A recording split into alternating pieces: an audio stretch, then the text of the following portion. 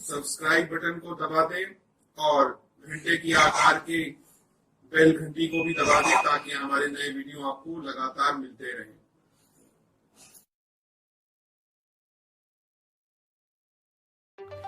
नमस्कार दोस्तों, धर्म रहस्य चैनल पर आपका एक बार फिर से स्वागत है। आज बात करेंगे नवनाथ पारायण साधना अनुभव और श्री गुरु गोरखनाथ जी की साधना या नवनाथ साधना के विषय में जो कुछ भी हल्की फुल्की जानकारी है मैं आज आप लोगों को दूंगा। तो आज की वीडियो में इस विशेष और अलग तरह के टॉपिक पर हम लोग बात करेंगे। तो चलिए शुरू करते हैं। सबसे पहले अनुभव ले लेते हैं। ये अनुभव है सागर डोगरे जी का, महाराष्ट्र पुणे से। तो चलिए इनका पहले पत्र पढ़ते हैं और साथ ही साथ आगे मैं आपको बताऊंगा किस प्रकार से हम नवनाथों की साधना कर सकते हैं, उनका गायत्री मंत्र क्या है और उनको साथ ही साथ दीक्षा किस प्रकार से साधारण विधि से ली जाती है और उसमें क्या क्या मंत्र जाप किया जाता है, किस प्रकार से प्रत्यक्षीकरण भी किया जाता है गुरु गोरखनाथ जी का। नमस्कार धर्म रहस्य, मैं सागर डोंगरे, महाराष्ट्र पुणे से। मैं आपके चैनल पे अक्सर कहानियाँ वगैरह सुना करता हूँ जो मुझे काफ़ी पसंद है, सच्ची कहानियाँ, और भी बहुत दिनों से अपनी सच्ची कहानी भेजना चाह रहा था पर कुछ कारण से भेज नहीं पाया। कृपया मेरी कहानी पर जरूर पढ़िएगा और चैनल पर डालिएगा, इसका बहुत महत्व है मेरे जीवन में, शायद आपको अच्छी भी लगे। मैं मराठी में और अच्छे से सुना पाता पर चैनल पे बहुत से ऐसे लोग होंगे जिन्हें मराठी समझ में नहीं आएगी, इसलिए हिंदी में बताता हूँ। ये आपने ठीक किया है। तो मैं मेरी कहानी पे आता हूँ। मेरी कहानी नाथ संप्रदाय से जुड़ी हुई है, तो वीडियो के टाइटल में ये जरूर मेंशन कीजिएगा। ये बात तब की है जब मैं कॉलेज में था और जैसे ही कॉलेज और क्लास कोई रेगुलर नहीं करता था और वैसे भी नहीं किया करता था, तो मैं और मेरा दोस्त, हमारी एक जगह थी, वहाँ पर हम लोग रोज़ शाम को 7 से 9 बजे के तक जो है क्लास के नाम पे ऐसे ही घूमते रहते थे। क्लास बंक करते थे और वहाँ रोज़ जा कर के बैठते थे, यही हमारे रोज का काम था। ऐसे ही चलता गया और एक दिन मेरे घर वालों ने मुझसे कहा कि तू नवनाथ पारायण कर। पारायण मराठी शब्द है, इसे हिंदी में क्या बोलते हैं मुझे मालूम नहीं, लेकिन समझ लो कि 9 दिनों तक नवनाथ की कथा पढ़नी थी मुझे। अब इसमें मुझे कुछ खास दिलचस्पी तो नहीं थी, लेकिन घर वाले बोले इसलिए मैंने कहा ठीक है, कर लेता हूँ। अब बात ये हुई कि मुझे वो कथा पढ़ने में प्रॉब्लम नहीं आया, पर उसके जो नियम थे वो बहुत ही स्ट्रिक्ट थे, जैसे कि ब्रह्मचर्य का पालन करना, 9 दिन तक शराब नॉनवेज नहीं खाना। जरा सी भी प्रॉब्लम थी तो मैंने स्टार्ट तो कर दिया पर पढ़ना तो, लेकिन फिर मैंने सोचा कि अब स्टार्ट कर ही दिया है तो 9 दिन चुपचाप करते हैं इसको। फिर भी मैंने बीच बीच में घर वालों को बोलता था कि कहाँ फंसा दिया आप लोगों ने मुझे। तो ऐसे ही दिन बीतते गए और आखिर 9 दिन पूरे हुए और मैंने सोचा चलो जान छूट गई इस बात से। और 10वें दिन मैं सुबह सुबह गाड़ी लेकर कॉलेज की ओर निकला और 7 बजे ही मेरा एक्सीडेंट हो गया। अब वो भी ऐसा हुआ कि रास्ते में एक साइड जो ट्रक जा रहा था उधर से बस आ रही थी। मैं ट्रक को ओवरटेक करने वाला था क्योंकि मेरी बाइक आराम से पास हो जाती थी। मैं जैसे ही ओवरटेक करने को गया, सामने से 3 लड़के एक बाइक पे आए। जब मैं ट्रक और बस के बीच में था तब गाड़ी सिर्फ बीच से जा सकती थी, उसमें वो ट्रिपल सीट सामने से थे और एक्सीडेंट फिर हो गया। मैंने एक्सीडेंट इतना डिटेल में इसलिए नहीं बताया क्योंकि कितनी खतरनाक हालत में मैं बचा था मैं ही जानता हूँ। तो उस एक्सीडेंट में मैं बच तो गया, लेकिन पैर में बहुत चोट आई, बहुत पैर फट गया था, पैरों से खून भी बहुत ज़्यादा आ रहा था। तो बाद में अस्पताल गया, वो सब हुआ और इस सब में मेरी बहुत परेशानी हो गई। मुझे लगा कि मुसीबत हमारे घर पे क्यों आई है, क्योंकि उस समय घर में और भी बाकी टेंशन चल रही थी। उसमें मेरा एक्सीडेंट, तो मेरी माँ पास की एक औरत के पास गई। वो औरत यलम्मा देवी की भक्त है, उसमें देवी भी आती है, बहुत से लोग आते हैं उसके पास। तो मेरी माँ भी गई और उनसे पूछा कि एक्सीडेंट क्यों हो रहा है मेरे घर में। तो उस औरत के शरीर में जो देवी थी वो बोल रही थी, उसने बताया कि तेरा बच्चा आज जो घर से निकला था वो वापस नहीं आने वाला था। वो रोज एक जगह पे जाता था, वो जगह भी किसी देवी ने बताई, जबकि मैंने किसी को भी उसके बारे में नहीं बताया था और मैं क्लास बंक करके वहीं जाता था। शाम के वक्त उस जगह पर किसी का साया उस पर पड़ गया था, वो साया उसके साथ रहता था, वो बस मौके की तलाश में था। वो तेरे बच्चे को अपने साथ ले जाने वाला था, आज उसे मौका भी मिला था, वो आज ले जाने वाला था, लेकिन जो नवनाथ तूने घर में बुलाए थे वो नवनाथ बीच में आ गए और उन्होंने तेरे बच्चे को सलामत रखा, जो जान से जाने वाला था, बस पैर ही चला गया है। जब देवी ने कहा तब सभी को इतना शौक लगा जैसे भी हुआ बच्चे के साथ सब ठीक हुआ। हम सब ने नवनाथ महाराज के दर्शन किए, उन्हें मेरी जान बचाने के लिए धन्यवाद किया। तब से मैं आज भी जब भी वक्त मिलता है तो नवनाथ जरूर पढ़ता हूँ और पारायण भी विधि करता हूँ। आज इस बात को 6 से 7 साल हुए हैं, पर मैं आज भी नवनाथ भगवान को बहुत ज़्यादा मानता हूँ और उन्हें हमेशा बोलता हूँ ये दूसरा जीवन आपकी वजह से ही मिला। बस इतना आशीर्वाद देना कि अपनी की भक्ति की कभी कमी ना हो और मेरा मन सदा आपके चरणों में लगा रहे। मैं भी बहुत अनुभव है, उसके बारे में दूसरी कहानी में बताऊंगा, जो कहानी बहुत लंबी हो जाएगी। आप मेरी कहानी पोस्ट करने वाले हो तो मुझे एक रिप्लाई जोड़ देना कब होगी पोस्ट कहानी। बोलने में कुछ गलती हो गई हो तो माफ़ कीजिएगा। श्रीमद् भागवत महापुराण में नवनाथ जी की कहानी मिलती है। ऋषभ देव के 100 पुत्र थे और 100 में से 9 पुत्र ज्ञान मार्गी सन्यासी बने। इसी पुराण के एकादश स्कंद में इस कहानी का बात का वर्णन भी हुई है। तो निमिराज जी जो थे उन्होंने ऋषियों ने धर्म तत्व समझाई थी, फिर वही ऋषि फिर से कलयुग में जन्मे और उन्होंने नाथ संप्रदाय की स्थापना की और दुनिया के कल्याण के लिए योग सिद्धि और भक्ति मार्ग को समझाया था।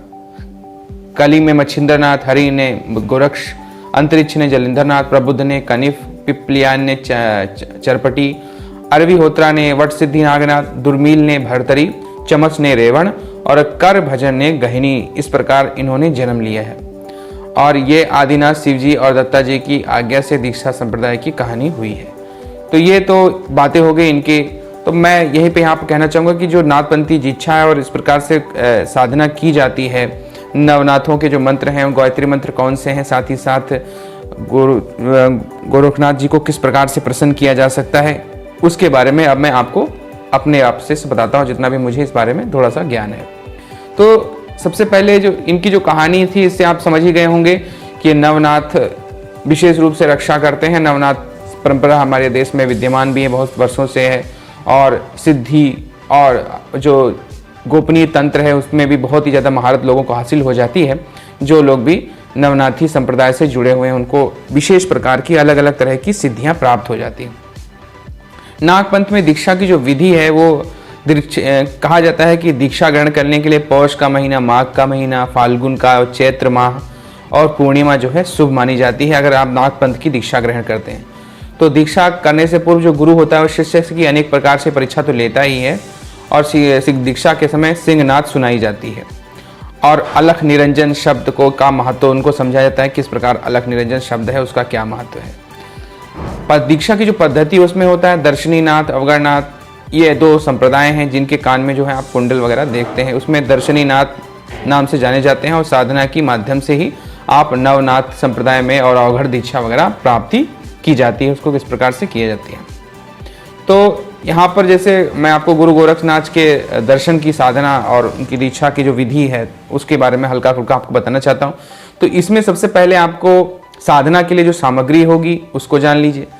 तो आप अगर गुरु गोरखनाथ जी के दर्शन करना चाहते हैं और साधना भी करना चाहते हैं, इस विद्या से जुड़ना चाहते हैं, तो आपके पास काले कंबल का आसन होना चाहिए, रुद्राक्ष की माला होनी चाहिए और चैतन्य नवनाथ का जो चित्र होता है वो आपके पास होना चाहिए।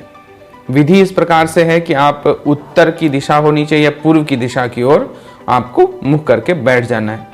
सामने जैसे कि कहा जाता है कि बाजोट पर पीली वस्त्र आपको बिछा लेनी है।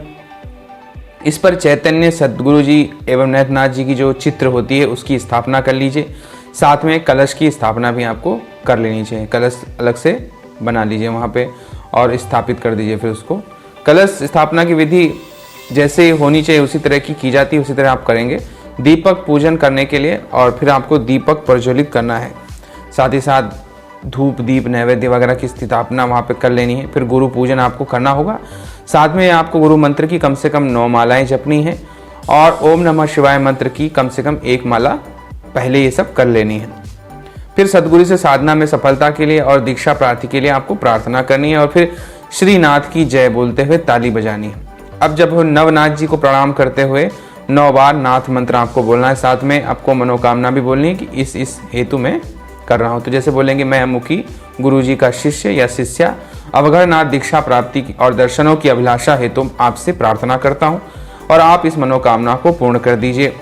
इसके बाद फिर पुष्प माला चढ़ा दीजिए और यह क्रिया आपको लगातार करती रहनी है। आप 1 माह तक इस प्रकार से आप साधना कीजिए। साधना 7 दिन की भी कर सकते हैं और 9 दिन की भी कर सकते हैं, 1 माह की भी कर सकते हैं। 1 माह वाली सबसे उत्तम माला होती है। तो इसके लिए आपको 1 महीने तक लगभग 21 माला मंत्र जाप करना है और ये सारी साधना आपको ब्रह्म मुहूर्त में ही करनी है। ब्रह्म मुहूर्त का समय होता है सुबह 4 बजे का, जब सूरज नहीं निकला होता है या सूरज निकलने से पहले का समय जो होता है उसको हम ब्रह्म मुहूर्त का समय मानते हैं।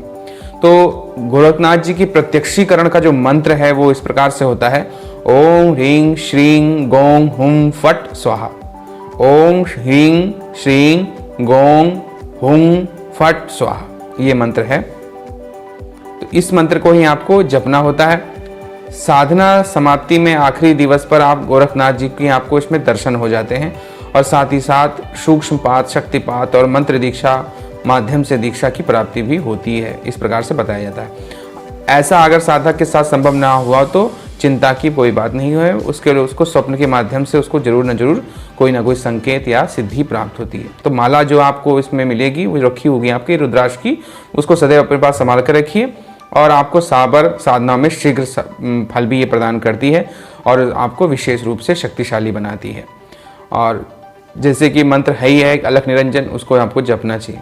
मैं नवनाथों के गायत्री मंत्र के बारे में भी आप लोगों को बता देता हूँ कि किस प्रकार से इनके नवनाथों के जो गायत्री मंत्र हैं वो कौन कौन से हैं। तो श्री आदिनाथ जी का जो गायत्री मंत्र है उसको इस प्रकार पढ़ते हैं, ओम आंग आदिनाथाय विद्महे ओंकार स्वरूपाय धीमहि तन्नो निरंजः प्रचोदयात्। फिर जो है उदयनाथ जी का जो गायत्री मंत्र है वो इस प्रकार से है, ओम ओम उदयनाथाय विद्महे धारित्री रूपाय धीमहि तन्नो पराशक्ति प्रचोदयात्। फिर श्री सत्यनाथ गायत्री जी का जो सत्यनाथ गायत्री मंत्र है वो इस प्रकार से, ओम सम सत्यनाथाय विद्महे ब्रह्म रूपाय धीमहि तन्नो निरंजना प्रचोदयात्। फिर एक मंत्र आता है श्री संतोषनाथ जी का गायत्री मंत्र, ओम सम संतोषनाथाय विद्महे विष्णु रूपाय धीमहि तन्नो निरंजय प्रचोदयात्। श्री अचिंभनाथ जी जो है उनकी भी गायत्री मंत्र आती है, वो है ओम अचिंभनाथाय विद्महे शेष स्वरूपाय धीमहि तन्नो निरंजय प्रचोदयात्। एक आता है श्री गजबेली जगन्नाथ का जी जो गायत्री मंत्र है वो होता है श्री गजबेली गजकंथनाथाय विद्महे गणपति रूपाय धीमहि तन्नो निरंजनाय प्रचोदयात्। फिर आता है श्री चौरंगीनाथ जी का गायत्री मंत्र, ओम चौम चरंगीनाथाय विद्महे चंद्र रूपाय धीमहि तन्नो निरंजन प्रचोदयात्। फिर मत्स्येंद्रनाथ जी का गायत्री मंत्र आता है, ओम मत्स्येंद्रनाथाय विद्महे माया स्वरूपाय धीमहि तन्नो निरंजन प्रचोदयात्। ओम फिर श्री गोरक्ष गायत्री मंत्र जो है वो इस प्रकार से आता है कि ओम गोम गोरक्षाय नाथाय विद्महे शून्य पुत्राय धीमहि तन्नो गोरक्ष निरंजन प्रचोदयात्। और फिर नवनाथ गायत्री मंत्र इस तरह से आता है, श्री ओम ह्रीं श्रीं क्रीं नवनाथाय विद्महे सर्वस्वरूपाय धीमहि तन्नो अलख निरंजन प्रचोदयात्। तो इस प्रकार से ये आपके नवनाथ के गायत्री मंत्र भी मैंने आपको बता दिए हैं। तो नाथ संप्रदाय इसी जो विधि है विधान है उसकी उसी तरह से साधना और उपासना की जानी चाहिए।